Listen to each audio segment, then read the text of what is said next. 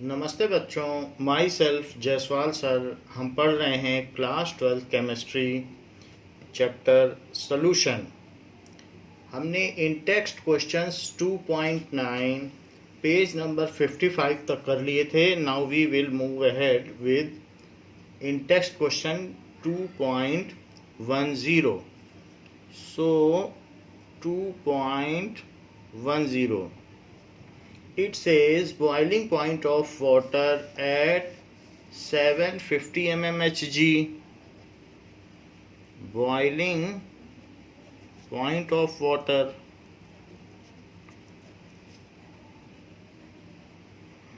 at 750 mm of Hg को 1 बार कहते हैं। mm of Hg तो पारे का इतना ऊंचा कॉलम जितना प्रेशर एक्सर्ट करता है उसको 1 बार कहा जाता है। Is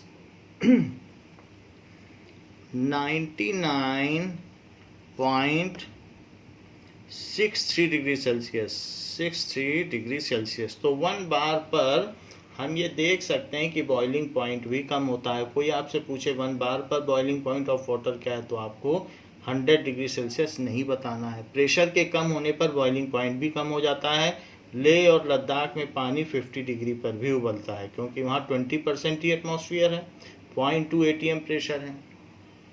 so how much sucrose is to be added? How much sucrose का मतलब केन शुगर, जो चीनी हम खाते हैं। Sucrose to be added to 500 gram of water so that it boils at 100 degrees Celsius. So that it boils at 100 degrees Celsius. तो यहाँ पर बात कही गई है कि TB जो सोल्यूशन का बॉइलिंग पॉइंट है वो 100 डिग्री सेल्सियस हो जाए, जबकि TB pure that is 99.63 degree Celsius, ऐसा कहा गया है। इससे हम डेल्टा TB निकाल सकते हैं। So delta TB is equals to TB minus TB naught, so it comes as 0.37 degree Celsius. इन दोनों को सब्ट्रैक्ट कर दो तो 0.37 बचेगा, यहाँ से देख के पता चल जाता है। इसके अलावा 500 ग्राम ऑफ वाटर में हम कितना ऐड करें?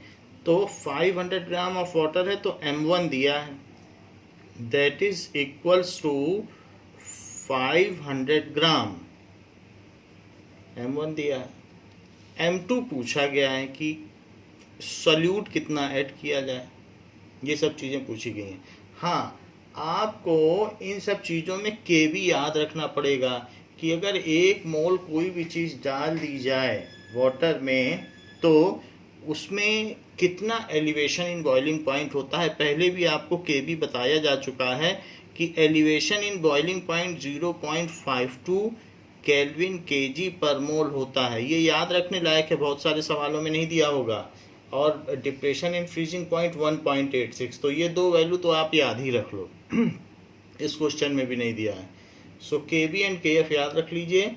सो KB की ये वैल्यू है।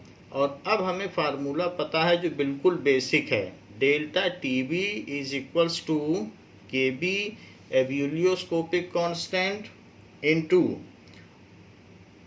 molality. So this is the formula that we are going to use कि KB delta TB is equals to KB into molality. आप मोलैलिटी यहाँ से भी देख सकते हैं क्योंकि केल्विन तो ये है ही है। सो मोल पर केजी, तो मोल पर केजी में तो मोलैलिटी होती है, तो इसके यूनिट से भी आप पता कर सकते हो। डेल्टा टीबी की जगह लिखिए आप 0.37 Kb की जगह 0.52 और मोलैलिटी क्या होता है, number of moles of solute. तो number of moles of solute तो M2 बाई, और सुक्रोज मिलाई गई है। सुक्रोज क्या होता है, ग्लूकोज का डबल और उसमें से वाटर मॉलिक्यूल निकाल दो, तो that is molar mass of sucrose. So molar mass of sucrose that is C12H22O11। तो ग्लूकोज का डबल करो, 180 का डबल करो तो 360, उसमें से 18 निकाल दीजिए वाटर मॉलिक्यूल, तो दैट इज 342 ग्राम पर मोल हो जाएगा। तो 342 ये तो हो गया कि नंबर ऑफ मोल्स, क्योंकि मोलैलिटी क्या होती है, molality is equals to number of moles of solute upon mass of solvent in KG. तो ये चीज हमने यहाँ पर लगा दी। सबसे पहले नंबर ऑफ मोल्स तो निकाल ही लिए हैं, अब इसको केजी में कर लीजिए। तो 500 ग्राम है तो 500 डिवाइडेड बाई 1000, अदरवाइज सिंपली आप 0.5 लिख सकते हो। तो हमें यहाँ पर कितना ग्राम सुक्रोज डालना होगा ये निकालना है। तो 2 0 से 2 0 कट गया, 5 से इसको कट किया तो 2 आया, 2 ऊपर ले जाइएगा, तो 0.37 is equal to 0.52 M2 upon 342 into 2। M2 यहीं रहेगा, बाकी चीज़ें हट जाएंगी। 0.37 इंटू 342 अपॉन 0.52 इंटू 2। तो इससे हमको पता चल जाएगा, 2 से कट किया जाएगा तो 171। अब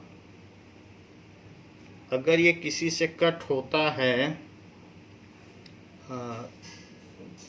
किसी चीज़ से कट नहीं होगा तो M2 को आप इसको निकाल लें। ये डेसिमल हटा देते हैं। So 37 into 171, 37 into 171 divided by 52 is equals to, तो 121.67 121.67 ग्राम आ गया। 121.67 ग्राम।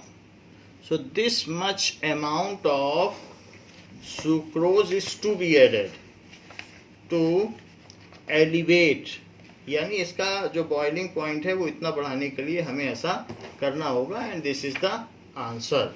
सो इसमें ये आंसर दिया गया है 121.67।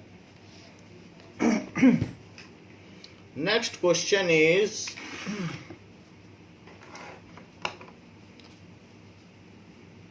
तो आप लिख सकते हैं कंक्लूडिंग स्टेटमेंट कि दिस मच ग्राम शुगर या sucrose is to be added. So 121.62 gram sucrose to be added, ऐसा हमें लिखना चाहिए concluding statement. So question number 2.11 it says calculate the mass of ascorbic acid. जो एप्पल होता है उसमें एस्कॉर्बिक एसिड होता है। So calculate the mass of, जो टोमेटो है उसमें ऑक्जेलिक एसिड है और एप्पल में एस्कॉर्बिक एसिड है। तो मास ऑफ जो इमली है या टमारिंड है उसमें टार्टरिक एसिड है। So mass of ascorbic acid,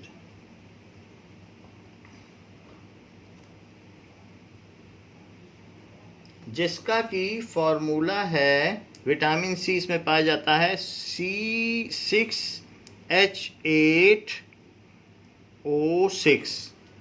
so C6H8O6, C6H8O6, this is vitamin C।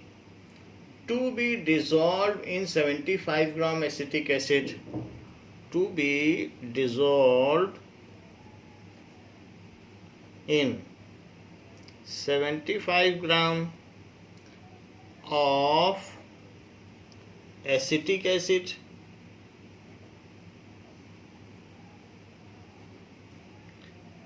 to lower its melting point, to lower its melting point by 1.5 degree Celsius, by 1.5 degree Celsius, इतना हम lower करना चाहते हैं। जबकि water के लिए that is acetic acid के लिए KF क्या है?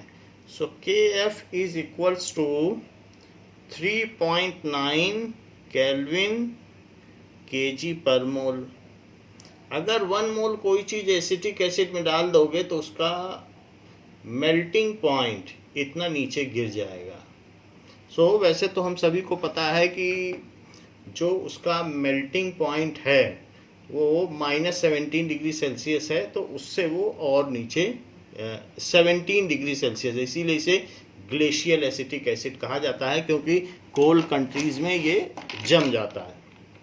तो ये चीज़ कही गई कि कितना एस्कॉर्बिक एसिड डाला जाए कि उसका मेल्टिंग पॉइंट इतना 1.5 गिर जाए। इतना नहीं गिराना चाहता है, इतना गिराना चाहता है। और इस 75 ग्राम एसिटिक एसिड में कितना डाला जाए, लेट अस सी। तो हमें दिया क्या क्या है? इट इज गिवन दैट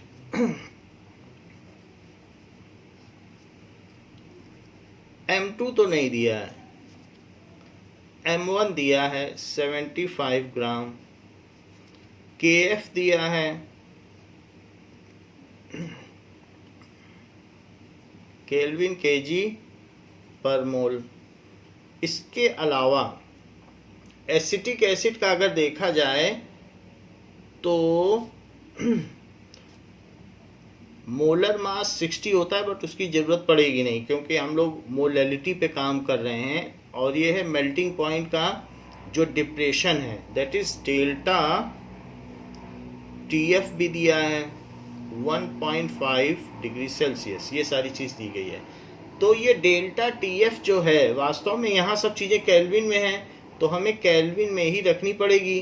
तो यहाँ जो पिछला सवाल भी किया गया था, हम डिग्री सेल्सियस में नहीं रख सकते। However the difference in degree Celsius is same as kelvin, so it can be written as 0.37 kelvin. So it is must to show कि हमने केल्विन पर ही रखा है, क्योंकि इधर की एक चीज़ जो कि KB है वो केल्विन में है, तो आप ये डिग्री सेल्सियस में नहीं रख सकते हैं। Moreover the difference in kelvin and degree Celsius is same due to their graduations are same. तो इसलिए आप इसको ऐसे लिख लें फिर रख दें।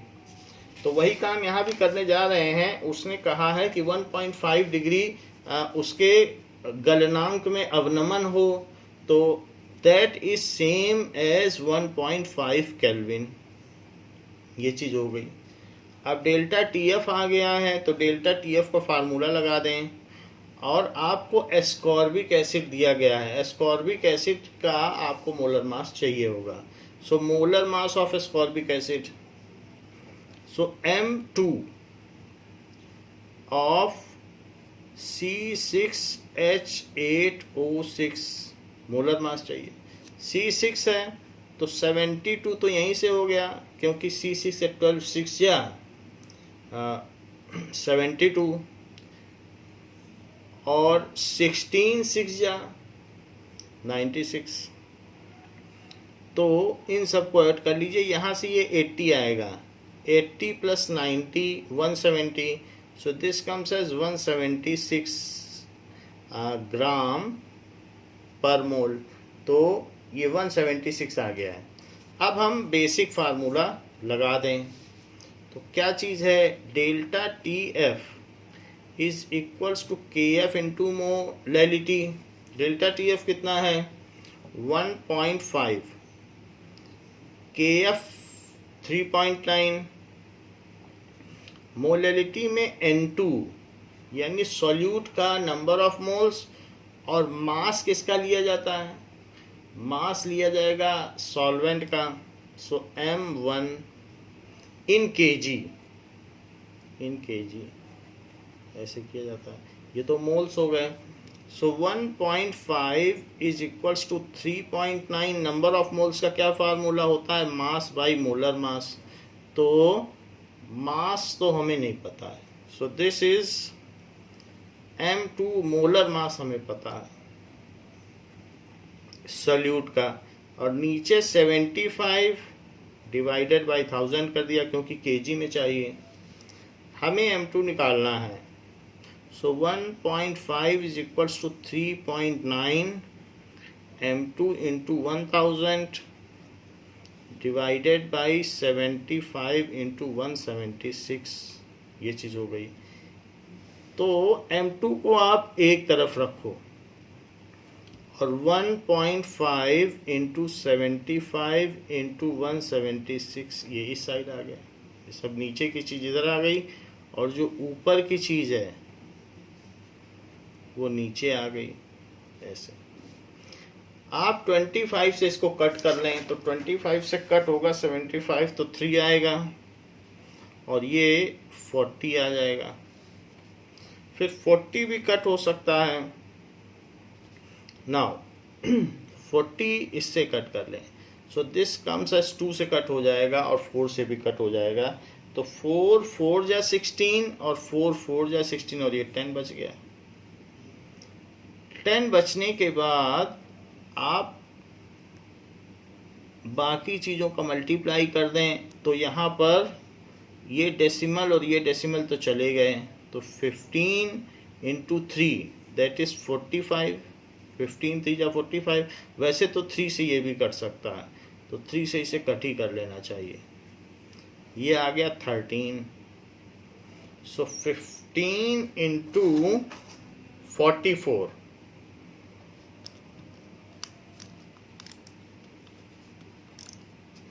तो ये हो गया 15। 44 ना लिखिए, वो 4.4 4.4 और नीचे बच गया 13। अब ये इजियर हो गया। It is M2। Now we will calculate it. So 15 into 4.4, 15 into 4.4 divided by 13। So 13 is equals to 5.07. So it is 5.076. M2 is equals to 5.076। तो इतने ग्राम हो गया। हमें इतने ग्राम एस्कॉर्बिक एसिड डाल देना चाहिए जो कि एप्पल में पाया जाता है। So our answer is 5.076। So mass of ascorbic acid to be added,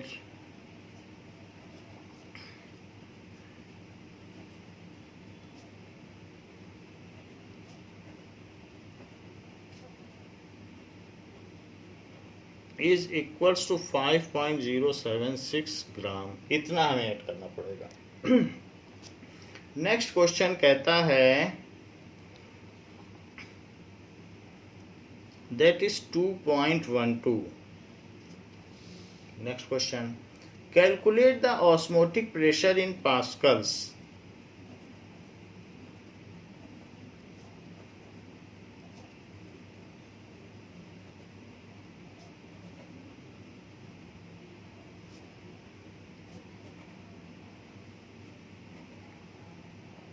Exerted by solution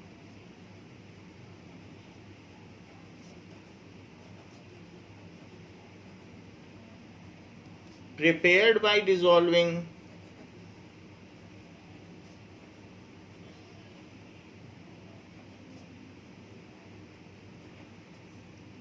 1.0 gram of polymer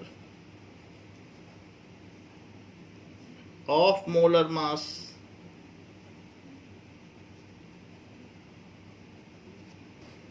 185 polymer है तो इसका मोलर मास बहुत ज़्यादा होगा, 185,000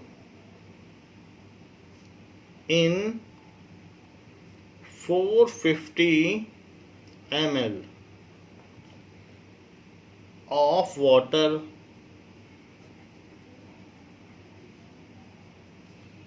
at 37 डिग्री सेल्सियस। तो ये चीज़ कही गई है।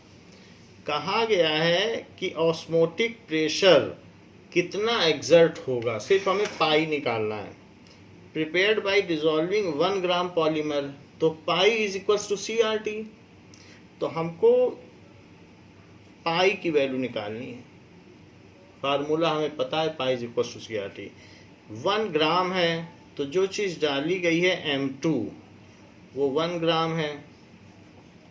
पॉलीमर का मोलर मास तो M2 इस molar mass is this much, so this much दिया तो ग्राम पर मोल होगा, वैसे लिखा नहीं है बट ग्राम पर मोल होगा।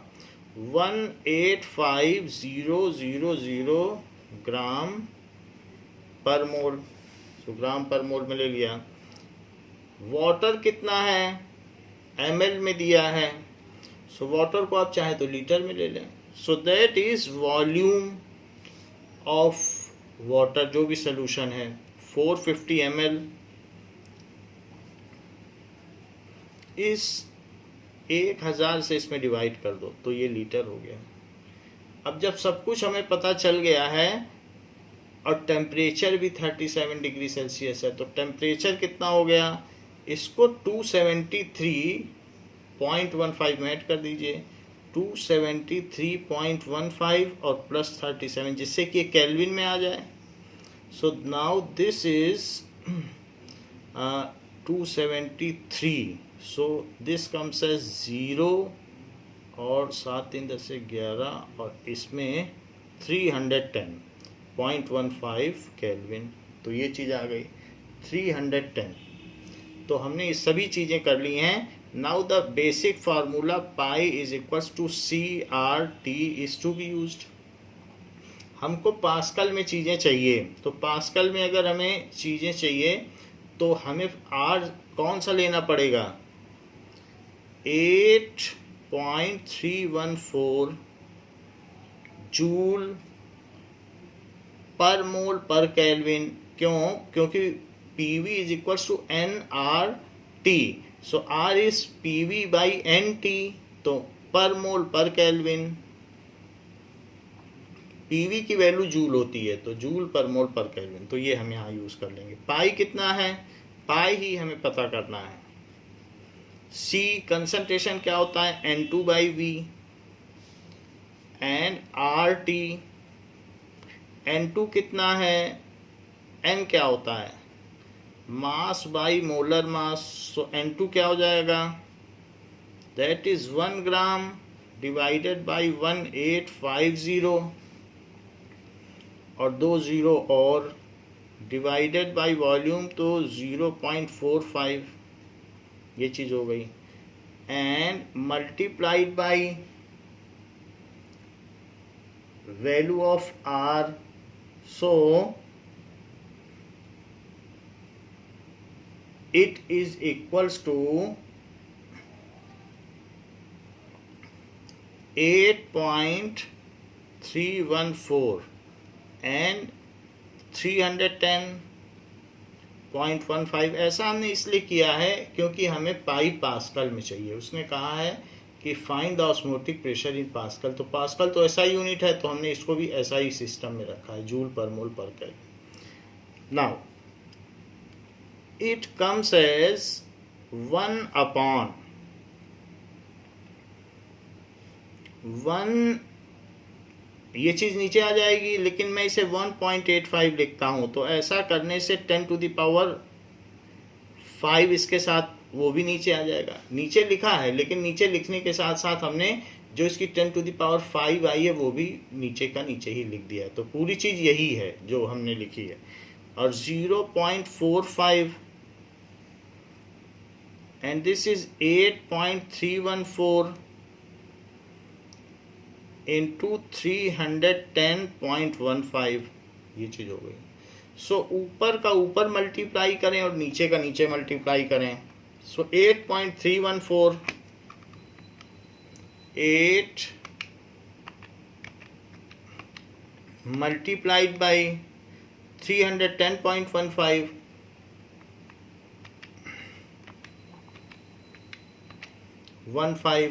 एंड ये चीज़ जो आती है इसको ऊपर लिख लें 2578.58।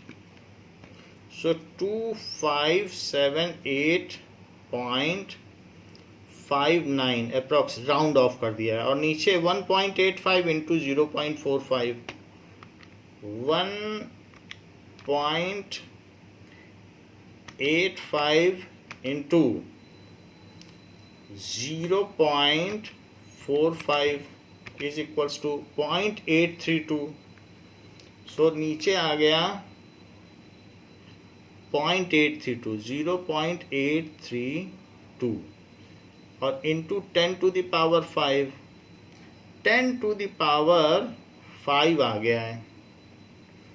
अब जरा देखें कि अगर हम इसमें 832 कर दें, सो 832 करने पर इसमें 3 जीरो कंज्यूम हो जाएंगे। So this is 2578.59 upon 832 into 10 to the power 2। अब इसको डिवाइड कर लें। सो 2578, सो 2578.59 divided by 832 is equals to 3.099। तो 3.1 लिखा जा सकता है या 3.09। So this comes as 3.09 into 10 to the power -2 pascal. ये चीज़ आ गई 3.09 into 10 to the power -2 pascal. Now there is one mistake, यहाँ पर हमने इसको किस में लिया है? This unit is taken in joule per mole per kelvin, जबकि यहाँ हमने लीटर में लिया है। इसको भी मीटर क्यूब में लेना होगा। So this will come as 0.45 into 10 to the power -3। 1 litre में 10 to the power -3 metre cube होते हैं, तो हमने इसको कन्वर्ट कर लिया है मीटर क्यूब। सो वॉल्यूम भी मीटर क्यूब में लेना होगा। तो यहाँ पर हम इसमें लिख सकते हैं 10 to the power -3 metre cube. So that we have taken 10 to the power -3। तो यहाँ पर भी आप लिख लें 10 टू द पावर -3। वॉल्यूम आप लीटर में नहीं ले सकते हैं, क्योंकि जब सब कुछ SI सिस्टम है तो वॉल्यूम भी SI सिस्टम में होगा। तो ये जो -3 है, हमने इसके 3 जीरो इसमें डाल दिए हैं -3 और 5। तो यहाँ पर अब आपके पास कितना बच गया है? दैट कम्स एज, या फिर आप ये -3 सीधा ऊपर ले जाएं, तो -3 जब ऊपर जाएगा तो ऊपर में क्या हो जाएगा? Into 10 to the power 3। भाई नीचे की चीज़ ऊपर चली गई, तो यहाँ पर भी क्या हो जाएगा? Into 10 to the power 3। अब यहाँ पर भी क्या हो जाएगा फाइनल स्टेज में? Into 10 to the power 3। तो इंटू 10 टू द पावर 3 अगर है तो फाइनल आंसर क्या आ जाएगा? ये 10 टू द पावर 3 है, ये 10 टू द पावर -2 है, तो 10 एक्स्ट्रा आ जाएगा। तो 10 के एक्स्ट्रा आ जाने से 30.09 आ जाएगा।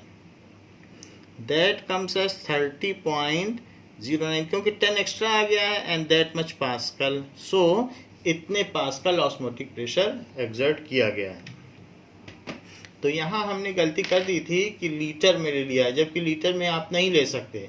It is to be taken into metre cube अगर आपको पास्कल में चाहिए। Now one more method is there if you want to solve it. एक आपके पास और भी मेथड है, वो क्या है? देखिए आर कई तरीके से होता है। सो आर की वैल्यू हमें याद होनी चाहिए कि R is equals to 8.314 joule per mole per kelvin. R is 0.0821 ATM liter per mole per Kelvin, and R is 0.08314 bar liter पर मोल पर केल्विन। तो आप इसमें से अगर आप लीटर वाला यूज़ करना चाहें तो लीटर वाला भी यूज़ कर सकते हैं, तो आप ये भी यूज़ कर सकते हैं बार लीटर की, तब आपको कुछ नहीं बदलना पड़ेगा। फिर बार को बाद में आप पास्कल में बदल दें, क्योंकि 1 bar is equal to 10⁵ pascal. तो जितने बार में आपका आंसर आएगा उसको सीधा का सीधा आप 10⁵ से मल्टीप्लाई करके पास्कल में बदल सकते हैं। Now, abnormal molar mass.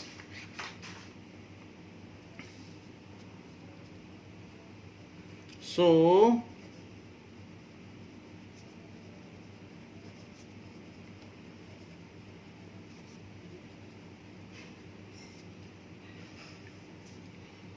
मान लीजिए आपने 1 मोल ग्लूकोज पानी में डाल दिया है, तो उसका जो मोलर मास है वो अब 100 डिग्री सेल्सियस ना होकर 100.52 डिग्री सेल्सियस हो जाएगा।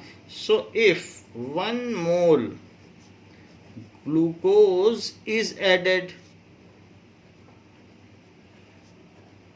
To 1 litre water,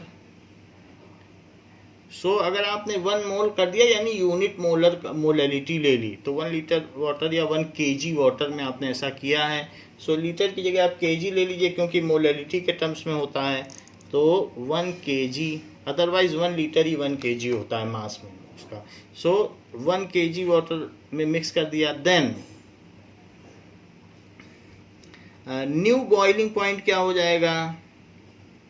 new boiling point is 100.52 degree Celsius, इतना बढ़ जाता है एट 1 ATM प्रेशर। तो ये चीज होती है। तो 1 मोल डालने पर न्यू बॉइलिंग पॉइंट ये हो जाएगा, और न्यू फ्रीजिंग पॉइंट कितना हो जाएगा? And new freezing point is -1.86 degree Celsius.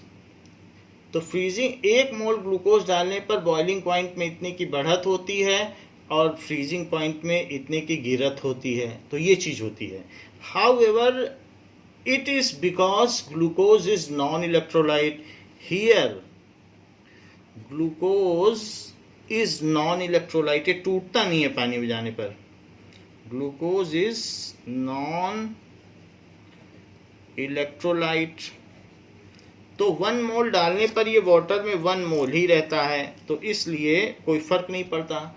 However in case if we put some salt in water, salt डाला जाए, देन इट डिसोसिएट्स। 1 मोल चीज है, अगर वो डिसोसिएट हो गई, जैसे NaCl डाला और वो 100% डिसोसिएट हो गया, देन वो 2 मोल का काम करेगा। However, in case of strong electrolyte अगर लिया जाए जो 100% डिसोसिएबल हो, स्ट्रॉन्ग इलेक्ट्रोलाइट दैट इज 100% डिसोसिएबल, पूरी तरीके से डिसोसिएट किया जाए, like NaCl. So if 1 mole NaCl is put, if 1 mole NaCl is put in 1 kg water, then in water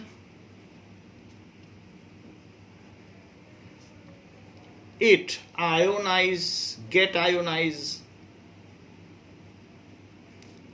100% हो जाएगा एंड फॉर्म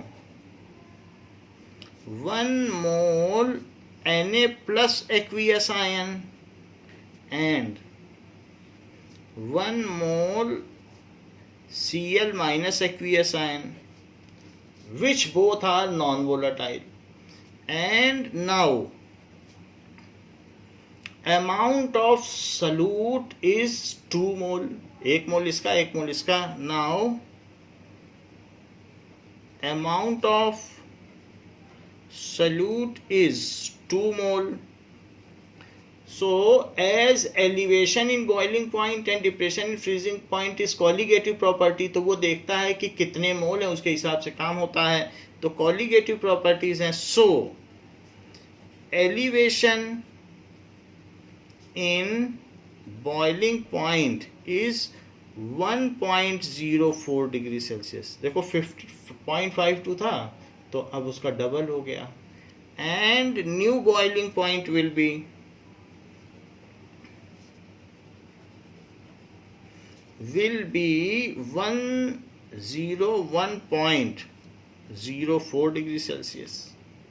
तो हम तो ये सोच के बैठे थे कि 58.5 ग्राम NaCl डाला गया है, 1 मोल डाला गया है और देखना 100.52 डिग्री सेल्सियस पर ये बॉईल करेगा. लेकिन ये तो बॉईल किसी और पे कर दिया, तो ये तो एबनॉर्मल मोलर मास हो गया. हम इसके हिसाब से निकालेंगे तो इसका मोलर मास कुछ और आएगा. हम तो ये देखेंगे 2 मोल डाली गई है कि ये चीज़ 2 मोल के हिसाब से मानी जाएगी. तो हम ऐसे केस में देखेंगे कि इतना बढ़ा है तो ज़रूर कोई चीज़ 2 मोल डाली गई होगी.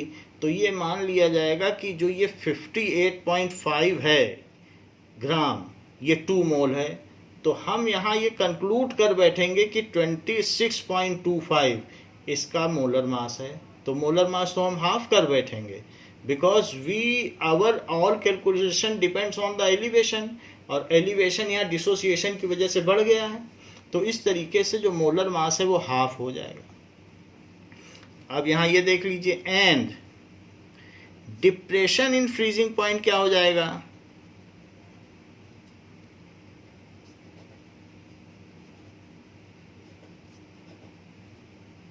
1.86 ना हो करके इसका डबल हो जाएगा, that is 37.2, that is 3.72 degree Celsius और कम हो जाएगा. ये चीज़ हो जाएगी. तो यहाँ फिर भी 2 मोल के हिसाब से हो रहा है. तो इस तरीके से जो भी हमारे पास चीज़ आएगी हम इसे 2 मोल मान बैठेंगे और 1 मोल का मोलर मास निकालेंगे तो इसका हाफ करेंगे. But that is abnormal molar mass. ऐसा नहीं होना चाहिए था. तो इसके लिए कुछ ना कुछ तो हमें करना पड़ेगा. जो आयोनाइजेबल चीज़ें सॉल्ट हैं उनको डालने के लिए तो इसके लिए कुछ करेक्शन रिक्वायर है so that we conclude at the correct molar mass. If K2SO4 is added, अगर K2SO4 ऐड कर दिया गया तो K2SO4 in water it dissociates into 2K plus aqueous plus SO4 2 minus aqueous. तो यहाँ 1 मोल डालेंगे तो ये 3 मोल का काम करेगा. Then it will work equivalent to 3 mole. If 1 mole K2SO4 is put in water, then it works equivalent to 3 mole. तो हम लास्ट में ये कंक्लूड कर बैठेंगे चूंकि ये 3 मोल साल्ट है तो 1 मोल का मोलर मास कितना हुआ तो 3 से डिवाइड करो. तो जो एक्चुअल मोलर मास होगा हम उसमें 3 से डिवाइड कर देंगे तो चीज़ गलत हो जाएगी. तो इसमें भी करेक्शन की रिक्वायरमेंट है. सो इक्विवेलेंट टू 3 मोल. वो 0.52 नहीं करेगा एलिवेट, वो उसका 3 गुना करेगा. वो 1.86 डिप्रेशन नहीं करेगा, उसका 3 गुना करेगा. तो ये सारी प्रॉब्लम्स आ रही हैं. यही नहीं है कोई ये तो 100% डिसोसिएट करते हैं, कुछ ऐसे हैं जो 60% डिसोसिएबल हैं. इफ़ एनीथिंग डिसोसिएट्स 60% या उससे less, there are some weak electrolyte. ये तो मैं स्ट्रॉन्ग इलेक्ट्रोलाइट की बात कर रहा हूँ। If there are weak electrolyte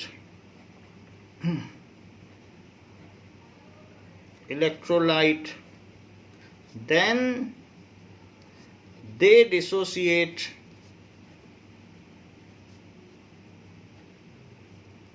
not 100%, ठीक है, लेस देन, बहुत कम करते हैं, 1% से भी कम करते हैं, लेस देन 1%, उसको कहते हैं वीक इलेक्ट्रोलाइट। ये तो 100% कर रहा है, ये 1% से भी कम कर रहा है।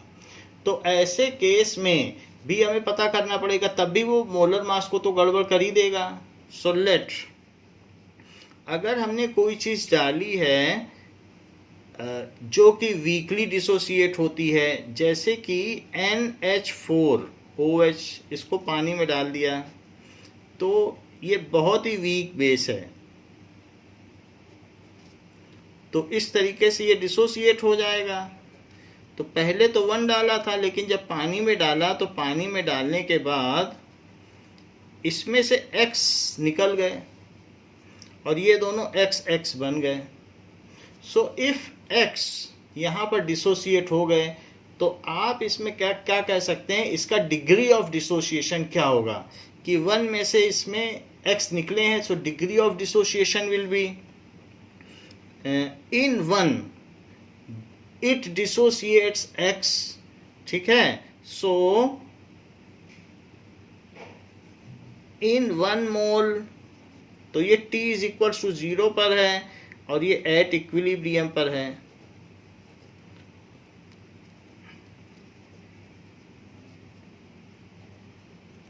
X मोल 1 में जितना डिसोसिएट हो, so it's degree of dissociation क्या हुआ, अल्फा कहते हैं डिग्री ऑफ डिसोसिएशन को। Degree of dissociation is X, 1 में जितना डिसोसिएट हो उसे डिग्री ऑफ डिसोसिएशन कहते हैं। नाउ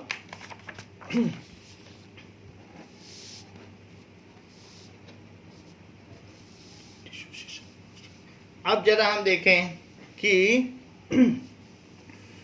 कोई भी चीज अगर 99% डिसोसिएट होती है, इफ सम स्ट्रॉन्ग इलेक्ट्रोलाइट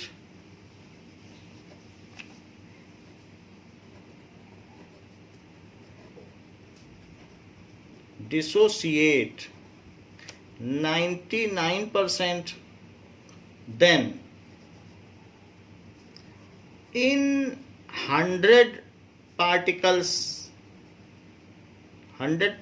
हैं, so dissociating particles कितने हुए, dissociating particles is equals to 99. So in 1 particle dissociating particle 99 by 100, so that is equals to 0.99, यही अल्फा है, 1 में जितना होता है। ये परसेंटेज डिसोसिएशन है, सो और ये है degree of dissociation. So percentage dissociation क्या हो गया, इज 99%, डिग्री ऑफ डिसोसिएशन क्या हो गया,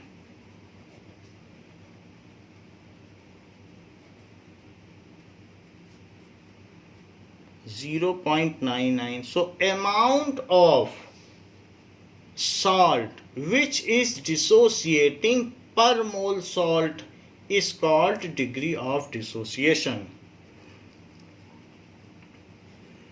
Amount of salt dissociating per mole salt is known as degree of dissociation.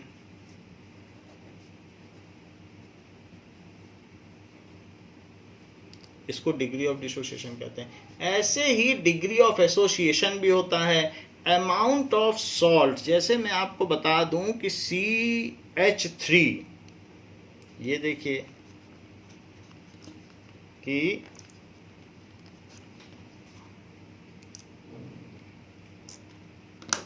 CH3 और COOH, तो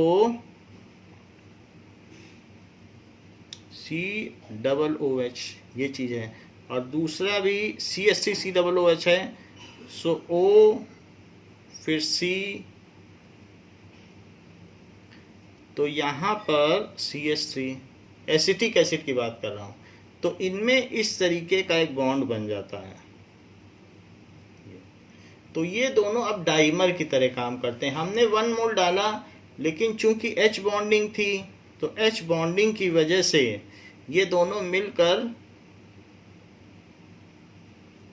2 मोल हो गए। तो इस केस में डाइमर हो गए। आप 2 मोल डालोगे और पता चला 1 मोल का ही काम कर रहा है, तो ये भी अब नॉर्मल मोलर मास देगा। आप 60 सोच रहे हो, पर वहाँ पर पता चल रहा है कि ये तो 1 मोल 60 ग्राम डाला, और वहाँ उसने 0.52 नहीं दिया एलिवेशन, उसने तो 0.26 दिया। तो आप सोचोगे कि हाफ मोल ही डाला गया है, तो 120 मोलर मास होगा, क्योंकि 60 पे अगर हाफ मोल का एलिवेशन दे रहा है तो 120 डालने पे फुल का देगा, आप ये सोचोगे। तो ये चीज़ यहाँ हो जाती है कि एसोसिएशन भी हो जाता है किसी किसी में, जैसे डिसोसिएशन है वैसे एसोसिएशन है। सो अमाउंट ऑफ सॉल्ट, ऐसा बेंजोइक एसिड में भी होता है। बेंजोइक एसिड क्या होता है, दैट इज एसिटिक एसिड, और जबकि this is benzoic acid,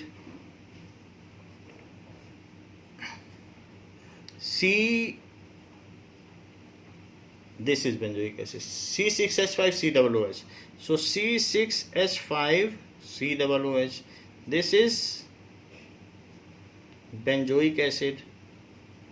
So benzoic acid में भी यही काम होता है, C6H5COOH.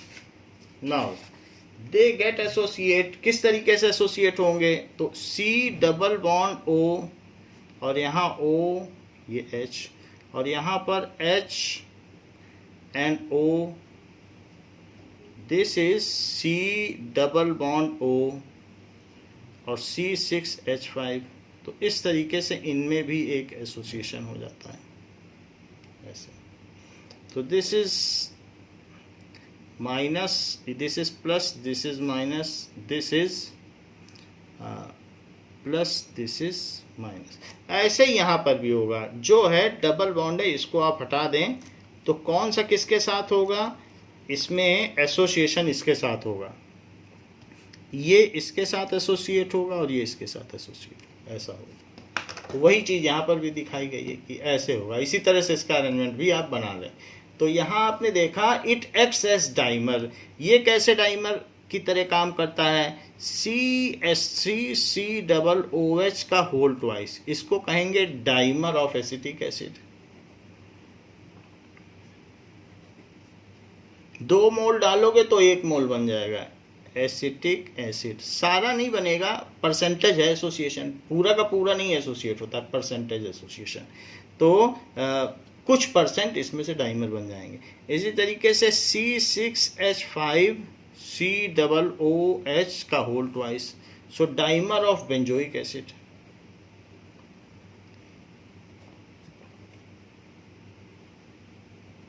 तो जब भी एसोसिएशन होगा तो ऐसे केस में 1 मोल डालने पर वो आधा मोल का ही कोलिगेटिव प्रॉपर्टी देगा, and we tempt to conclude that half mole is 60 gram, so full mole will be 120 gram. तो हम ज़्यादा उसका मोलर मास कंक्लूड कर बैठेंगे, क्योंकि आप देख रहे हो कि उसने एलिवेशन तो थोड़ा ही दिया है, जबकि डाला 1 मोल गया है, तो इतना एलिवेशन दिया है तो इतने मोल है, और तो फिर फुल मोल कितना होगा, इस तरीके से। तो ये सारी चीज़ें होती हैं। So amount of salt associating, यहाँ डिसोसिएटिंग कहा गया है, अब एसोसिएटिंग करिए। Per mole salt is known as degree of association, उसको भी अल्फा कहते हैं। Amount of salt associating per mole salt is known as degree of association, ये भी अल्फा कहलाएगा और ये भी अल्फा कहलाएगा. So these are alpha. Now so whatever will be observed molar mass is different from actual molar mass. तो जो भी चीज़ मोलर मास होगी, हम ऑब्जर्वेशन में जाएंगे, जब बॉइलिंग पॉइंट निकालेंगे वो डिफरेंट आएगा एक्चुअल मोलर मास से. तो वांट हाफ ने इसके लिए एक करेक्शन प्रोड्यूस किया. So that we will see the correction. Due to this association and dissociation, the colligative property जो भी होगी वो डिफर कर जाएगी, and all the formula which are based on colligative property will also not give the actual molar mass. So due to this association of particle, जुड़ जाना या dissociation, टूट जाना, जो ऑर्गेनिक मॉलिक्यूल है वो एसोसिएट होंगे और जो सॉल्ट हैं, आयनिक है, वो डिसोसिएट होंगे. डिसोसिएशन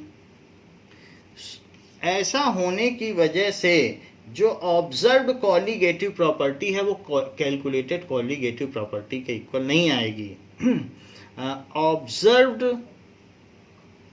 कॉलिगेटिव प्रॉपर्टी जो कि हम बॉइलिंग पॉइंट वहाँ जाके मीज़र करते हैं लैब में, colligative property is not same as calculated colligative property. हम तो सोच के बैठे हैं कि 60 ग्राम एसिटिक एसिड डाल रहे हैं 1 मोल, अभी देखना 0.52 ग्राम 0.52 डिग्री एलिवेशन होगा. हम अपने दोस्त को बोल के बैठे हैं, वहाँ जाके देखते हैं अरे ये तो 0.26 हुआ.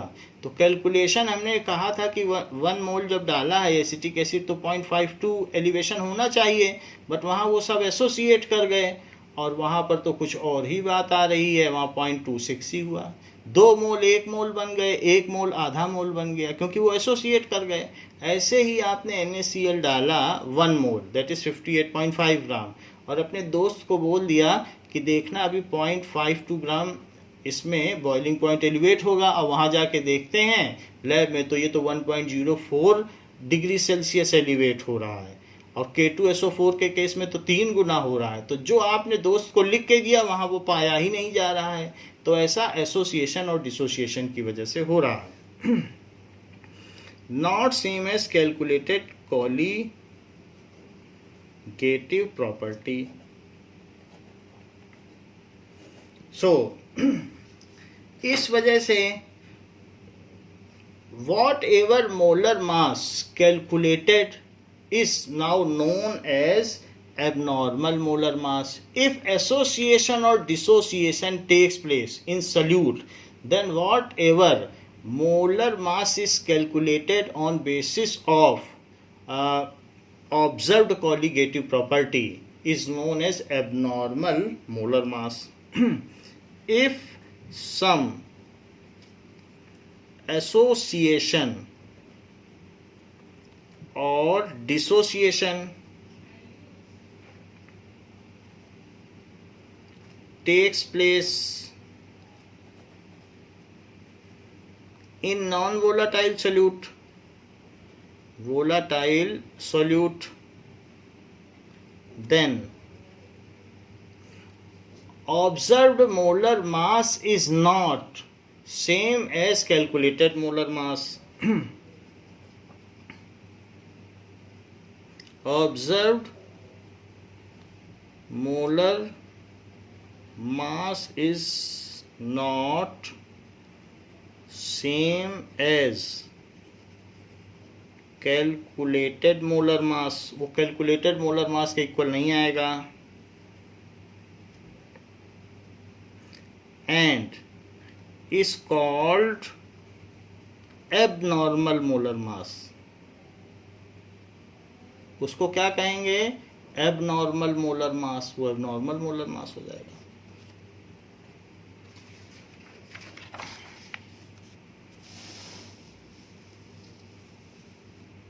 सो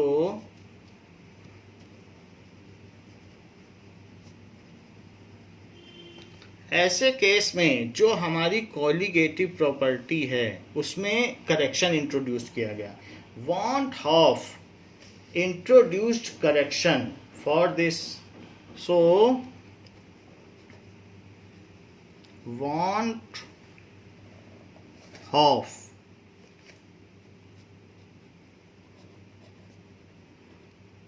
introduced correction for it. Colligative property में करेक्शन इंट्रोड्यूस किया. He introduced a factor I, which is known as want of factor. He introduced a factor I called want of factor. उसको कहेंगे want of factor.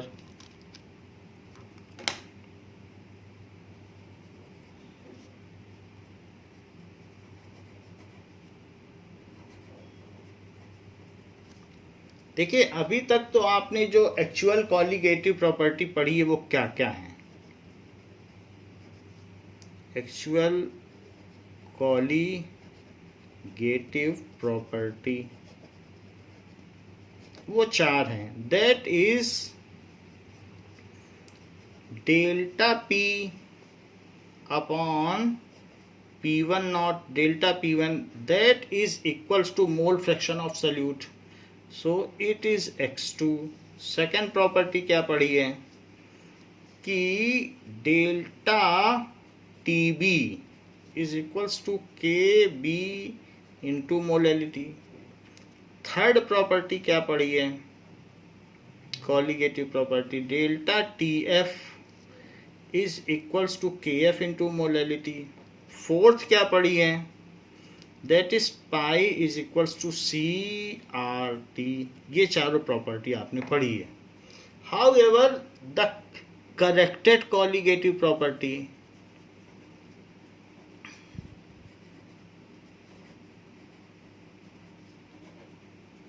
जिससे कि हमको actual molar mass मिल जाए. अगर association या डिसोसिएशन होगा तो भी हमें सही चीज मिल जाएगी.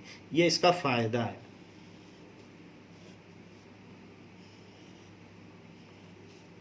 तो जो प्रॉपर्टी है उसमें सब जगह इन्होंने क्या कर दिया delta P I that is relative lowering in vapour pressure is IX2. Second delta TB is IKBM. Delta TF is IKFM. And fourth, pi is equals to ICRT. तो सब जगह अगर हम I लगा देंगे तो हमको सही चीज मिल जाएगी. मोलर मास में चेंज नहीं आएगा. जहां पर I क्या है 1880 में ये काम किया गया. वांट ऑफ फैक्टर इंट्रोड्यूस किया गया. सो I is defined as want of factor is defined as it is normal molar mass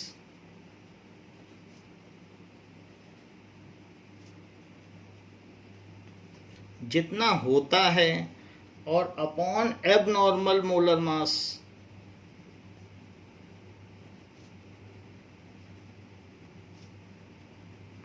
लेकिन फिर नॉर्मल मोलर मास पता होना चाहिए तभी हम यूज कर सकते हैं. इसलिए हमें और अच्छा कोई चीज चाहिए. तो नॉर्मल जैसे 60 है. अब वहां पर हम देखेंगे तो वो तो एसोसिएट हो गए. 2 मोल 1 मोल की तरह काम कर रहा है तो वो 120 बोलेगा. आप 2 मोल डालोगे कहेगा 1 मोल डाला गया है. तो एसिटिक एसिड में तो ऐसे केस में वो कहेगा 120 है आपका मोलर मास. तो इस तरीके से है ना. तो जो भी आपकी लोवरिंग होगी अब वो हाफ हो गई क्योंकि 60/120 एसिटिक एसिड के केस में. तो डेल्टा TB 0.26 ही देगा 1 मोल के केस में. तो ये करेक्टेड हो गया. या इसका दूसरा formula observed colligative property. Observed colligative property आपने क्या देखा. आपने देखा कि 0.26 दे रहा है और देना क्या चाहिए था एसिटिक एसिड के केस में 0.552 क्योंकि आपने 1 मोल डाला है. लेकिन वो तो एसोसिएट हो गया।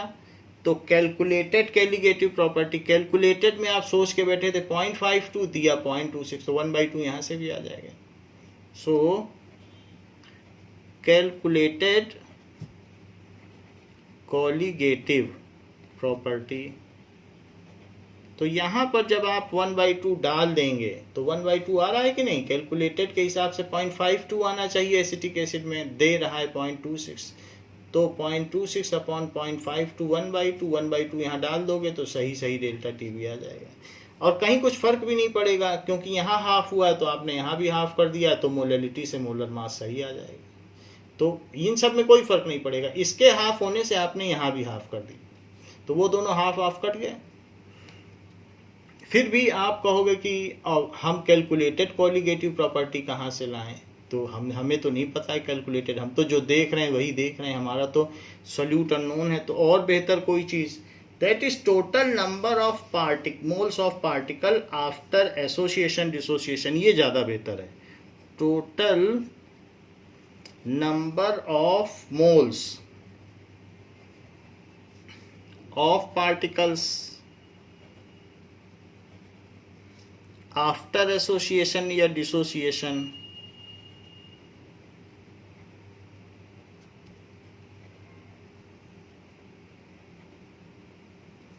divided by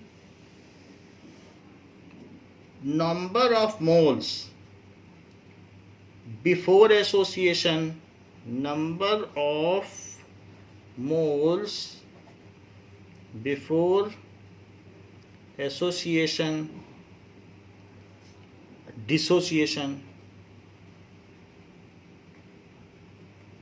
देखो अगर एसिटिक एसिड का केस लें तो जब बिफोर एसोसिएशन वो 2 थे और आफ्टर एसोसिएशन वो 1 रह गए, तो भी 1/2 है, क्योंकि वो जुड़ गए ना, उनमें एसोसिएशन हो गया। तो 2 मोल 1 मोल बन गए तो 1, और बिफोर जब डाला था तब 2 मोल थे, या आप ये कहिए 1 मोल डाला था 0.5 रह गया, तब भी 1/2 हुआ। तो वही 1/2 इधर हम रख देंगे और यहाँ पर भी आधा हो जाएगा, तो क्योंकि डेल्टा टी भी हाफ हो गया है, 0.26 हो गया, तो हाफ और हाफ कट के बाकी सब सही हो जाएगा। तो हम इसी फार्मूले का इस्तेमाल करेंगे। नाउ यहाँ पर ये हमारे करेक्टेड सारे कॉलिगेटिव प्रॉपर्टी हैं। आप देख सकते हैं कि इस केस में एक आपको टेबल दिया गया है, तो टेबल में दिया गया है जो NaCl है, अगर आप उसकी अलग अलग मोलैलिटी रखेंगे 0.1 मोलर सोल्यूशन में, जितना डाइल्यूट करते जाएंगे उतना उसमें ज़्यादा डिसोसिएशन होगा। पानी कम रखोगे तो सब डिसोसिएट नहीं होंगे, क्योंकि हाइड्रेटेड ही नहीं हो पाएगा, और ज़्यादा डाइल्यूट करते गए, ज़्यादा डाइल्यूट करते गए, और अगर इनफाइनाइट कंसंट्रेशन कर दी तो 2 सी में डाल दो, रिवर में डाल दो 1 मोल, सब डिसोसिएट हो जाएंगे। क्योंकि हर एक Na और Cl को वाटर चाहिए, तो वाटर जो है प्रोफ्यूज होना चाहिए ज़्यादा। KCl के केस में भी ऐसा है कि ज़्यादा डाइल्यूशन से उसमें ज़्यादा डिसोसिएशन होता है। ये ओस्टवाल्ड डाइल्यूशन लॉ है कि in infinite dilution there is 100% dissociation. This is Ostwald dilution law. MgSO4 के केस में भी ऐसा ही होगा, K2SO4 के केस में भी ऐसा होगा। K2SO4 के केस में वांट ऑफ फैक्टर 3 हो जाएगा, क्योंकि उससे 3 पार्टिकल निकलेंगे। तो वो सब हम देख लेंगे कि number of moles of particle after dissociation कितना होगा K2SO4 में 3, और पहले एक मोल डाला 3 मोल बन गया, तो 3/1। तो अब 3 आ गया, यहाँ पर भी आप 3 डाल दोगे और डेल्टा टी भी 3 गुना होगा, तो 3 कट जाएंगे, बाकी सब वही रहेगा। इस चीज को हम अगर देखें तो एग्जाम्पल से बेहतर समझ सकते हैं। Now let us solve example 2.12। It is example by which we can reasonably understand what is the correction and how it is useful. So example 2.12.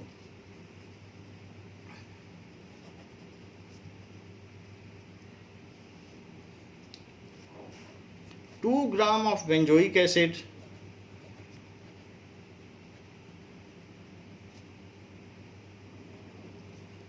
that is C6 H5COOH dissolved in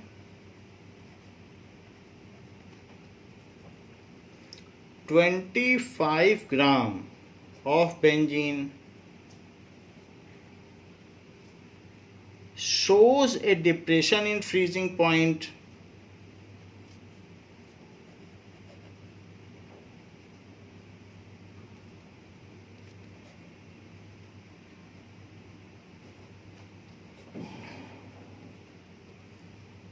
equal to 1.62 kelvin. 2 ग्राम डालने पर इतने का dissociation वो show कर रहा है। Molar depression constant for benzene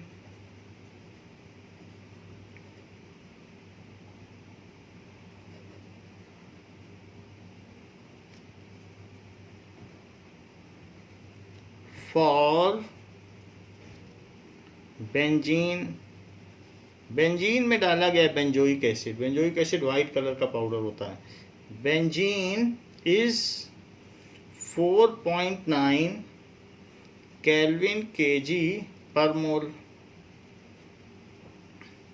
What is the percentage association of acid? What is the percentage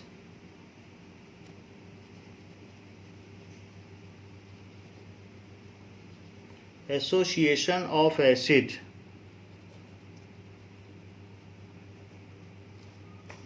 if it forms dimer in solution? If it forms dimer in solution।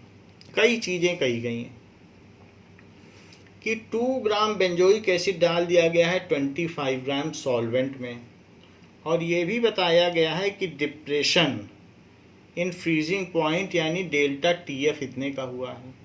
KF भी बता दिया गया है। अब आपसे परसेंटेज एसोसिएशन पूछा जा रहा है। ये बोल दिया गया कि बेंजोइक एसिड एसोसिएट करता है। हमने भी आपको बताया था कि बेंजोइक एसिड किस तरीके से एसोसिएट करता है। ये देखिए, तो वो पूछ रहा है कितना परसेंटेज एसोसिएशन हुआ है। And if it forms dimer, यदि ये डाइमर बनाता है। So let us see this question.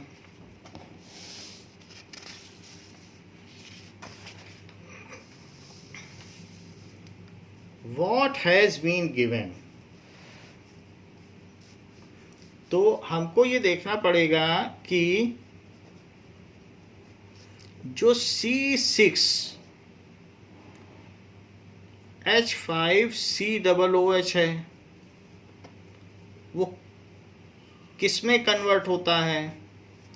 C6H5COOH whole twice में कन्वर्ट हो जाता है। 2 मोल डालोगे तो 1 मोल होना चाहिए। तो जिसमें भी होगा, पूरा तो नहीं होगा लेकिन कुछ परसेंटेज ऐसा होगा जो डाइमर में हो जाएगा। तो ऐसा होगा डाइमर में, तो इनके बीच में एक इक्विलिब्रियम रहेगा। अब जरा देखें कि अगर मान लीजिए कि 1 में से अगर X निकला 1, तो 1 में से X निकला, 1 मोल में से X निकला, हमने तो यहाँ पर 2 मोल लिया है। तो इसमें कितना बनाएगा? X निकलेगा तो X/2 बनाएगा। बट 1 में से निकलेगा तो जितना भी निकलेगा, है फार्मूला हमारा यही, बट ये चीज़ बन जाएगी 2 मोल से ये चीज़। तो 1 में से X निकला तो X/2। आप चाहें तो 2 से दोनों तरफ मल्टीप्लाई भी कर सकते हैं कि 2 मोल में से 2X निकला तो X बनाया। ऐसा भी आप कर सकते हैं कि 1 - X, तो अगर 2X निकलेगा तो X बना देगा। ये भी आप चाहो तो कर सकते हो। और शुरू में ये 1 था और ये 0 था, तो एट t = 0 सेकेंड पर ये वाली चीज़ थी। लेकिन एट इक्विलिब्रियम 1 में से X निकलता है तो X/2। ये भी चाहे तो ये कर सकते हो, कोई फ़र्क नहीं है कि 2 मोल में से 2X निकलेगा तो X 2 ये 2x निकलेगा तो x बनाएगा। तो हम अभी इसको छोड़ते हैं, सिंपली ये बात करते हैं कि 1 मोल में से x निकलता है तो वो जितना भी निकलेगा उसका आधा बना देगा। अब जरा I को कैलकुलेट करो।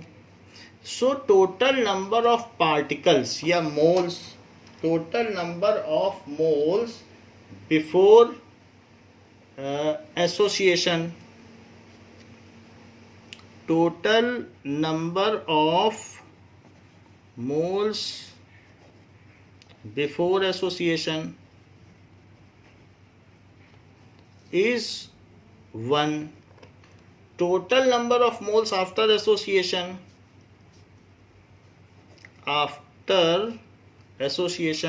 तो 1 minus x plus x by 2. So this comes as 1 minus x by 2. तो अब वांट ऑफ फैक्टर क्या हो गया कि टोटल नंबर ऑफ मोल्स, तो ऊपर क्या होता है आफ्टर और नीचे होता है बिफोर। बताओ ए पहले आता है कि बी, तो ए पहले आता है तो ए ऊपर रहेगा। मोल्स आफ्टर एसोसिएशन और total number of moles before, B बाद में आता है तो नीचे रहेगा। सो आफ्टर एसोसिएशन क्या हो गया बताइए, 1 माइनस एक्स बाई 2 और अपॉन 1, तो it is 1 minus x by 2 want Hoff factor हो गया। इससे भी निकालोगे तो वही चीज आ जाएगी। तो यहां से क्या आएगा, that is 2x minus 2। So after association निकालें, क्योंकि आप शुरू में लोगे कि 2 मोल थे और 0 थे तो t इज इक्वल टू 0, 2 मोल लिए थे। अब हर मोल से x निकल गया तो एट इक्विलिब्रियम, हर में से x निकला तो 2 में से कितना निकला, 2 इंटू 1 माइनस एक्स, तो 2x से x बन गया, या फिर x बाई 2 में 2 का मल्टीप्लाई कर दिया। So after association 2 minus 2x plus x, so that comes as 2 minus x। और बिफोर एसोसिएशन इसी में देख लो, before association is equal to 2। So 2 upon 2 minus x करो, यही चीज आ जाएगी, क्योंकि 2 माइनस एक्स बाई 2, तो 2 माइनस एक्स बाई 2 क्यों, क्योंकि आफ्टर ऊपर लिखा जाएगा, बिफोर नीचे, तो है वही चीज की नहीं, आप कुछ भी कर सकते हैं। नाउ तो ये बात तो हमने निकाल ली, हमें आई मिल गया है। अब एक में जितना डिसोसिएट होता है, 1 में जितना डिसोसिएट होता है वही तो डिग्री ऑफ डिसोसिएशन है, फिर उसमें 100 का मल्टीप्लाई कर देंगे, परसेंटेज डिसोसिएशन आ जाएगा। बहुत आसान चीज है।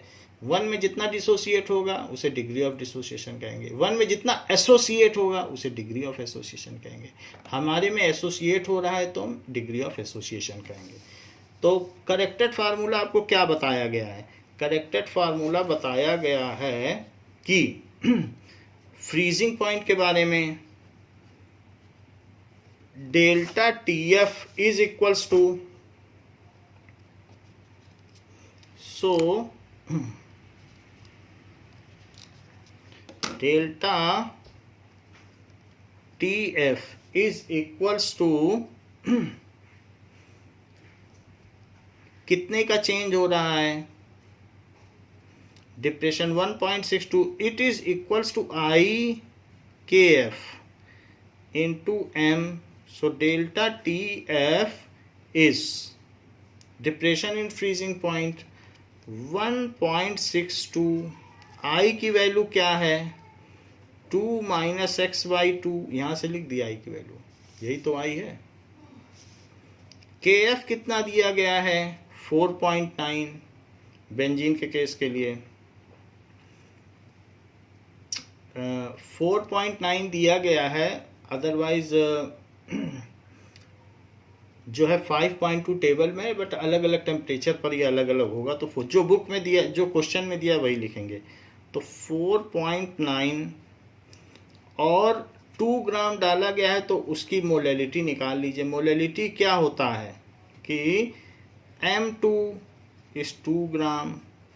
मोलर मास निकालो C6H5COOH का, तो C7 हो गया। C7 कितना होता है 84, क्योंकि 7C हैं और 6H हैं और O2 हैं, तो दैट इज 32।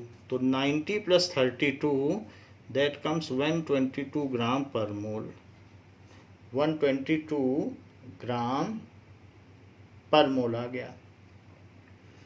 नाउ अब देखिए, तो यहाँ पर 2/M2 और मास ऑफ सॉल्वेंट इन केजी कितने में मिलाया गया 25 ग्राम है। देखो लिखा है 25 ग्राम। So mass of solvent in KG करना है तो 1000 से डिवाइड कर दें। तो सब चीज़ें आ गई हैं, इसको ब्रैकेट में रख दें। Now 1.62 is equals to 1 - x/2, इसको ऐसे ही लिखिए। और 4.9 इंटू ये सारे मास डाल दीजिए 2/122 नीचे चला जाएगा। M1 कितना है 25 ग्राम। सो 25 ग्राम तो नीचे रहेगा, 1000 ऊपर रहेगा। ये सारी चीज़ें और x ही निकालनी है। हमने सिर्फ i की वैल्यू निकाल ली और i की वैल्यू डाल दी। i को निकालने के लिए हमने इस फार्मूले का इस्तेमाल किया है, जैसा कि आप 11th में केमिकल इक्विलिब्रियम चैप्टर में करते रहे हैं। अब जरा देखिए, 25 से इसको कट किया तो 40 आ गया। एंड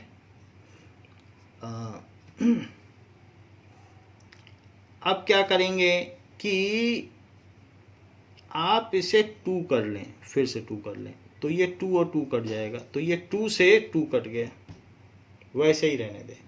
सो 2 से 2 कट गया। नाउ 122 है, सो इसको 61 लिखें और इसको 20 लिखें। बाकी चीज़ें आप इधर ले आएँ। So 1.62 into 61 / 4.9 into 20 is equals to 2 - x। ये दोनों चीज़ें नीचे आ गई, ये ऊपर चला गया। अब ये कट सकता है 2 से। सो 0.81 और ये 10। सो 0.81 इंटू 6.1 10 से कट कर दिया और 4.9 ये चीज़ आ गई। अच्छा, ये x है तो 2 - x। अब क्या करें, x को इधर ले लें और इसको उधर ले लें।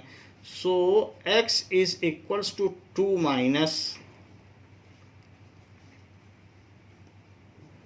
डिवाइडेड बाई 4.9, ये चीज़ हो गई। Now x is equals to 2 से मल्टीप्लाई करो तो दैट इज 9.8 माइनस, अब इन दोनों को हम मल्टीप्लाई कर देते हैं, 0.81 एंड 6.1।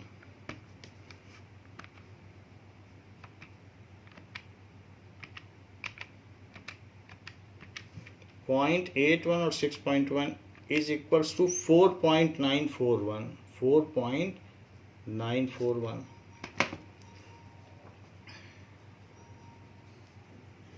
अपॉन 4.9। 9.8 में से 4.941 को माइनस करें। सो 9.8 में से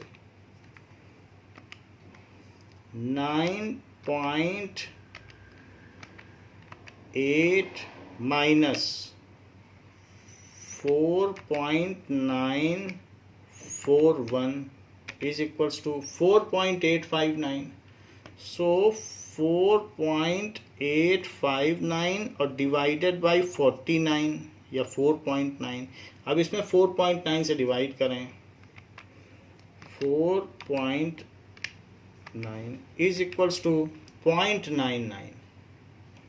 सो दिस कम्स एज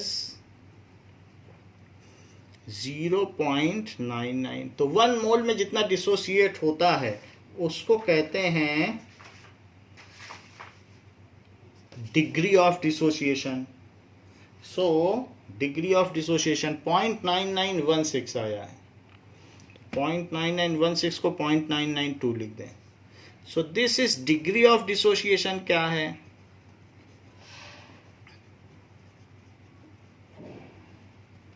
इज 0.992। और परसेंटेज डिसोसिएशन क्या हो गया, 100 में कितना डिसोसिएट होगा, सॉरी डिसोसिएशन ना लिखें, ये तो एसोसिएशन है। So degree of association and percentage association, it is equals to 100 into alpha, so 99.2%। तो ये हमारा आंसर हो गया कि कितना परसेंटेज एसोसिएशन हुआ है। So it is 99.2%, 99.2%। नाउ इस क्वेश्चन में हमने ये दिखा दिया आपको कि कितना था, तो जो भी था आप इस स्टोइकोमेट्री पर न जाएं। मान लीजिए 1 मोल में से x निकलता है तो x/2, सिंपली आप ऐसे ही करें, स्टोइकोमेट्री के चक्कर में ना पड़ें। आपको मालूम है कि 2 से 1 बनता है, तो जितना निकलेगा उसका आधा बनेगा, सिंपली इसी को यूज़ करें, आई सजेस्ट यू दैट। और उसी के बेसिस पर after association total number of particles निकाल दें, उसको ऊपर रखें, और बिफोर एसोसिएशन 1 + 0 कितना होता है 1, उसको नीचे रखें, और इस तरीके से ये निकाल लें, और यही वैल्यू वांट ऑफ फैक्टर की जगह इंट्रोड्यूस कर दें। आपका फार्मूला कुछ नहीं बदलेगा, जो करेक्टेड है बस वही लगा दीजिए और आपका आंसर आ जाएगा। ये फुल मार्क्स क्वेश्चन पूछा जाता है और बहुत इंपॉर्टेंट क्वेश्चन है। Now let us see one more question about dissociation. अभी तक हमने एसोसिएशन का क्वेश्चन देखा है, तो अब हम देखेंगे एक डिसोसिएशन का क्वेश्चन कि उसमें कैसे वांट ऑफ फैक्टर इंट्रोड्यूस किया जाए। So example number 2.13।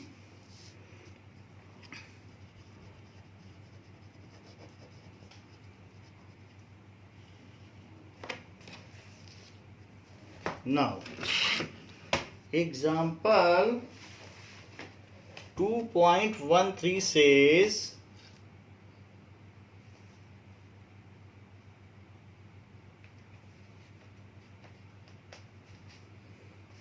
(0.6 ml of acetic acid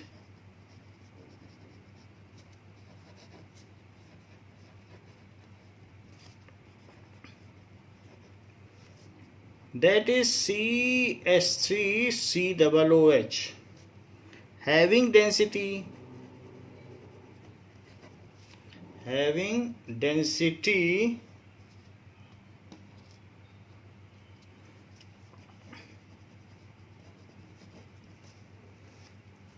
1.06 gram per ml is dissolved in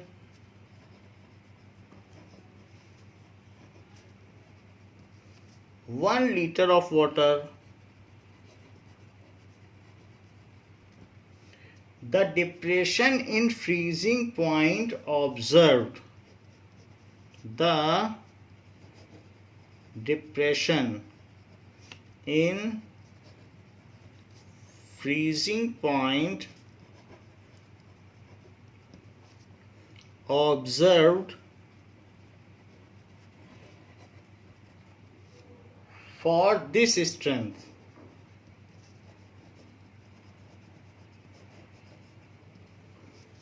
of acid was 0.0205 degrees Celsius. Calculate the want of factor and dissociation constant. Calculate the want of factor and dissociation constant. Dissociation constant क्या होता है, that is के, जो आपने 11th में पढ़ा है। That is the concentration of products का product upon concentration of reactants का प्रोडक्ट, उसे के कहते हैं। उसको भी निकालने को कहा गया है।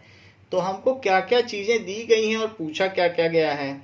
आंसर में आपसे पूछा गया है कि I क्या है और K क्या है, ये दो चीज़ें पूछी गई हैं। दिया गया है कि एसिटिक एसिड को 1 लीटर वाटर में डिसॉल्व किया गया है। सो M2 निकालना है, तो मास क्या होता है? सो मास किसी भी चीज़ का आपको निकालना, लिक्विड है तो mass is equals to volume into density. तो वॉल्यूम इनटू डेंसिटी, वॉल्यूम कितना है 0.6 ml और डेंसिटी कितनी है 1.06 ग्राम पर मिलीलीटर। तो इन दोनों को मल्टीप्लाई कर दीजिए, मास आ जाएगा 6 से 0.6 से मल्टीप्लाई करो तो दैट इज 636। सो 636 और 3 डिजिट पहले डेसिमल लगा दो तो 0.3636 ग्राम, ये ग्राम में आ गया। तो ये M2 का पता चल गया। एसिटिक एसिड का मोलर मास कितना होता है हम सभी जानते हैं, 60 ग्राम पर मोल होता है। So it is dissolve in 1 litre of water. Water दिया गया है 1 लीटर, सो 1 लीटर वाटर, तो हमको क्या चाहिए, मोलैलिटी चाहिए। 1 litre water is weighted as 1 kg water, क्योंकि जो डेंसिटी होती है उसके हिसाब से 1 ग्राम पर सेंटीमीटर क्यूब होता है, तो हम इसका मास भी निकाल सकते हैं। सो डेंसिटी ऑफ वाटर, आप ये कह सकते हैं कि density of water is equals to 1 gram per ml, ये तो हमें पता ही है। तो और जबकि वॉल्यूम क्या है, volume of water is 1000 ml, so mass of water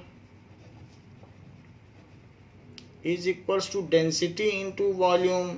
so density तो 1 ग्राम पर ml है और वॉल्यूम है 1000 ml, तो ml से ml कटा, सिंपली 1 लीटर पानी 1000 ग्राम पानी होता है, दैट इज 1 kg वाटर। सीधी बात है। तो हमें मास भी पता चल गया है। अब हम अपना बेसिक फार्मूला लगा सकते हैं। अच्छा, वॉन हॉफ फैक्टर निकालने के लिए CH3COOH ये एक एसिड है और वाटर में डालने के बाद ये डिसोसिएट होगा। और किस में डिसोसिएट होगा, CH3COO माइनस एक्वियस में डिसोसिएट होगा और H प्लस एक्वियस या H3O भी लिख सकते हैं। सो अगर 1 में से ये X डिसोसिएट होता है तो XX बनता है। अच्छा, शुरुआती दौर में ये 1 रहा होगा और ये 0 0, तो शुरू में 1 0 0, तो ये जो चीज़ है t is equal to 0 second पर है और एट इक्विलिब्रियम ये चीज़ है। तो हमको मालूम है वांट हाफ फैक्टर क्या होता है, that is number of moles after, A ऊपर आता है, number of moles after dissociation upon number of moles, A ऊपर आएगा बी नीचे, बिफोर डिसोसिएशन। तो आफ्टर में कितना आ गया, 1 minus x plus x, 1 minus x plus x plus x, और बिफोर में 1 प्लस 0 प्लस 0, क्योंकि ये 1 था और ये कुछ बने ही नहीं थे, तो एक एक्स से एक एक्स कटा तो 1 प्लस एक्स अपॉन 1, ये आई आ गया। जबकि आई आ चुका है तो अब हम delta T F is equals to K F, I भी लिखना पड़ेगा, आई क्योंकि करेक्टेड है, और इनटू मोलैलिटी कर दें। तो इन्होंने बताया कि डिप्रेशन इन फ्रीजिंग पॉइंट इतना पाया गया, और the strength is 0.0205 degree Celsius. Degree Celsius में नहीं लिख सकते हैं, लेकिन यही डिफरेंस जो है डेल्टा टी एफ, यही केल्विन में भी होगा क्योंकि दोनों के ग्रेजुएशन सेम होते हैं। सो डेल्टा टी एफ चाहे तो आप यहाँ लिख सकते हैं फॉर इन्विजिलेटर कि that is delta T F is equals to 0.0205। Kelvin में भी लिख सकते हैं, डिफरेंस तो वही रहेगा।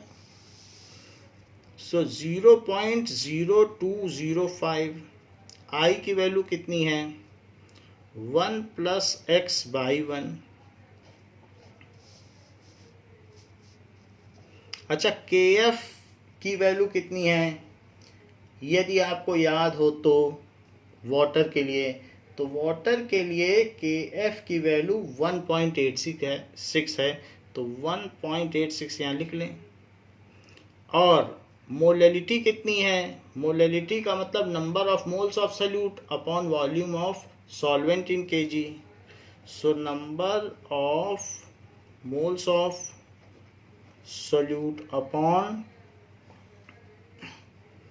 volume of solvent in kg। तो यहाँ पर दिया गया है 0.0205 is equals to 1 + x into 1.86। कितना सल्यूट है, बताया गया है कि 0.636 और डिवाइडेड बाई 60। 0.636 डिवाइडेड बाई 60 और further divided by volume of solvent कितना है। खैर हमें मास नहीं निकालना चाहिए था, हमारे पास मोलैलिटी है, mass of solvent in KG. Yes, it is mass of, molality की बात आ रही है, so mass of solvent in KG. तो मास हमने जो निकाला है वो कितना निकाला है 1000 ग्राम, तो ये लिख दीजिए 1 kg, सब कुछ डाल दिया। अब हमें 1 + x/1, यही तो वांट ऑफ फैक्टर है, तो आप चाहें तो आप आई ही रखो, फार्मूला ये भले ही रहने दो, आई ही रखो, हमें आई चाहिए, हम ये क्यों लिखें। सो हम इसकी जगह सिर्फ आई लिखेंगे, because we are interested in van't Hoff factor. Later calculation we will see later on, क्योंकि अभी तो वो हमसे वांट ऑफ फैक्टर ही पूछ रहा है, तो हम आई निकालें, हम एक्स के लिए ना सॉल्व करें डिग्री ऑफ डिसोसिएशन के लिए, अभी सिर्फ आई निकालो, बाद में फिर हम और सॉल्व कर लेंगे। अच्छा, तो आई कैसे निकालें, 0.0205, ये चीज़ नीचे आएगी 60, लेकिन नीचे आने के बाद दूसरी तरफ जाने पर 60 ऊपर चला जाएगा, और नीचे में क्या आएगा 1.86 इंटू 0.636, और वहाँ अब सिर्फ आई बचा हुआ है, तो हम वांट ऑफ फैक्टर निकाल लें, ऊपर का ऊपर से मल्टीप्लाई करो, नीचे का नीचे से, तो 0.0205 इंटू 60, दैट इज 1.23, तो 1.23 तो ऊपर लिखो। सो 1.23 डिवाइडेड बाई 1.86 का इसमें मल्टीप्लाई 0.636 में 1.86 1.86 multiplied 0.636 is equals to 1.1829, 1.1829 ये आई आया है। इसको अब डिवाइड किया जाए 1.23 को और इसको,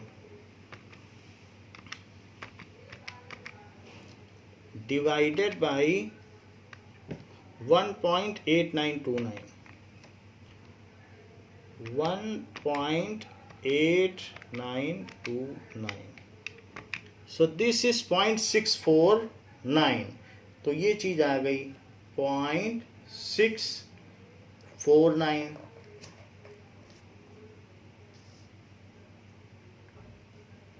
तो इसको लिख लें 0.649, it is equals to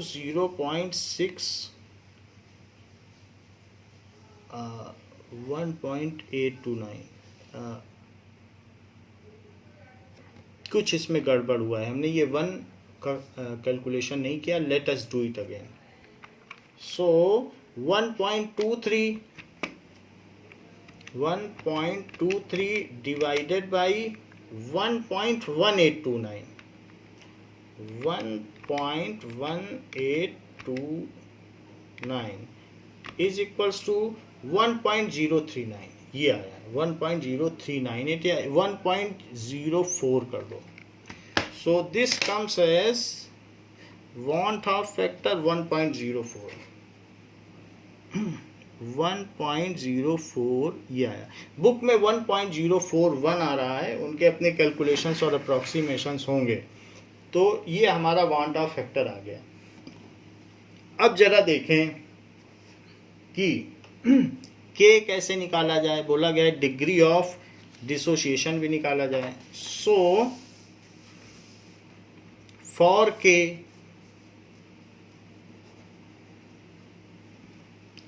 CH3 COOH, तो जब ये डिसोसिएट होगा तो CH3 COO aqueous plus H plus aqueous, ये वाटर के साथ इसका डिसोसिएशन होगा. अब मान लें कि हमने यहाँ पर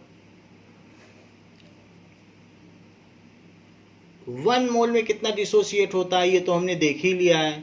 तो लेट इट कंटेन्स n मोल, और शुरू में ये बिल्कुल भी डिसोसिएट नहीं हुआ, n इसकी कंसंट्रेशन ली गई है. तो अगर 1 में से x डिसोसिएट होता है तो n में से nx होगा. n था तो n माइनस nx, आप चाहें तो इसे ब्रैकेट में लिख सकते हैं, ये n माइनस nx है. ऐसा मैं इसलिए लिख रहा हूँ क्योंकि 1 में से x होता है, पीछे हम x अभी निकाल सकते हैं. It is very easy to find out x. सो n माइनस nx, तो nx यहाँ से छूटेगा तो nx यहाँ बनेगा और nx यहाँ बनेगा. भाई एक में से बनता है x निकलेगा तो xx बनेगा, और अगर 2 मोल में से 2x निकलेगा तो 2x बनेगा, तो n मोल में से nx निकलेगा तो nx बनेगा. ये सारी चीज़ है. तो यहाँ k की वैल्यू हमें निकालनी है. What is K? It is the concentration of CH3 COO minus into H plus divided by CH3 COOH, क्योंकि हमें मालूम है. So this is the law of chemical equilibrium, उसी के बेसिस पर हमने किया है. So that is equals to NX into NX और N 1 minus x, इससे एक n कट गया और n x square upon 1 minus x, जबकि 1 प्लस एक्स अपॉन 1 यही वांट हाफ फैक्टर था. आप पीछे से मिला लीजिए क्योंकि यही तो वांट हाफ फैक्टर था, और जिसकी वैल्यू 1.04 आई है. So this came as 1.04. तो 1 प्लस एक्स कितना आएगा 1.04. तो 1 प्लस एक्स है तो x कितना आ जाएगा 1.04 माइनस 1, तो 0.04. तो x आ गया है. x की वैल्यू यहाँ रख सकते हैं, लेकिन n क्या है. n तो नंबर ऑफ मोल्स हैं एसिटिक एसिड के, तो उसको अलग से निकाला जाए. सो n को कैसे निकाला जाए, मास अपॉन मोलर मास. तो नंबर ऑफ मोल्स कितने हैं एसिटिक एसिड के जो लिए गए हैं, that is mass upon molar mass. तो 0.636, और मोलर मास एसिटिक एसिड का कितना होता है 60. तो ये चीज़ हो गई. तो हम n की जगह ये रख सकते हैं और x की जगह ये रख सकते हैं. तो ये सारी वैल्यू अब इसमें डाल दो. तो व्हाट इज k, n की जगह रखिए 0.636 अपॉन 60, ये तो मैंने n की जगह रख दिया, और x स्क्वायर, x इतना है तो 0.04 का स्क्वायर और 1 माइनस एक्स, तो 1 माइनस 0.04, ये हो गया. सारी चीज़ डाल दी, n भी डाल दिया, मास by molar mass. Molar mass तो हमें मालूम है एसिटिक एसिड का कितना होता है, सारी चीज़ें डाल दी. So this is 0.636 upon 60 into 16 into 10 to the power -4, हमने 4 लेके ले लिया, और अपॉन 0.96 ऐसे कर लिया है। आप चाहें तो 0.96 से एक जीरो और लगा दें। ऐसा करने से आप 3 डिजिट यहाँ और 3 डिजिट यहाँ ख़त्म कर सकते हैं। अब ये 6 से कट भी जाएगा, तो 6 से कट करो, 6 1 जा 6 और 6 6 जा 36, 2 डिजिट एक साथ लिए तो जीरो लगा दिया है। 6 से इसको कट करो तो 10, ऐसा हो गया। नाउ 6 अब 4 से इसको कट कर दीजिए, 4 4 जा 16 और 4 2 जा 8, 4 4 जा 16 और 0, ये हो गया। तो यहाँ क्या क्या चीज़ें आ गई, 106 का 4 में मल्टीप्लाई करो तो, या 2 2 से इसको कट कर दो तो 2 से ये 5 आ गया और इस 2 से ये 120 आ गया।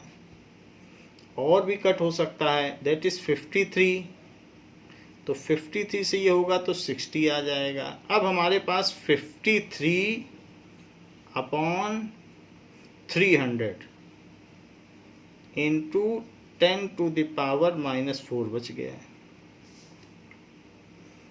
ये दोनों जीरो ऊपर ले जाओ या एक जीरो ऊपर ले जाओ, तो 53 upon 30 into 10 to the power -4 into 10, तो 10 ऊपर जाएगा तो -5 बन जाएगा। 53 से 30 में डिवाइड करो,